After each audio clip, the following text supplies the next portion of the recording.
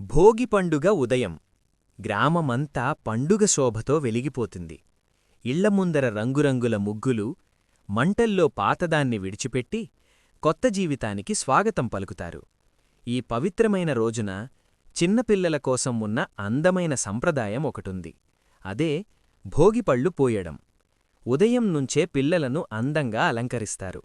పాపలకి పట్టులంగాలు, పూలజడలు, బాబులకి కొత్తబట్టలు.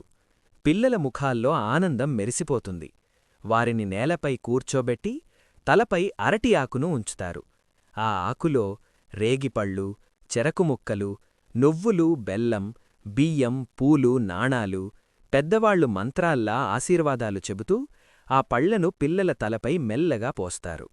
రేగిపళ్ళు అంటే పిల్లలు బలంగా, ఆరోగ్యంగా ఎదగాలని. చెరకు అంటే వారి జీవితం తీపిగా ఉండాలని. నువ్వులు, బెల్లం సమృద్ధికి గుర్తు.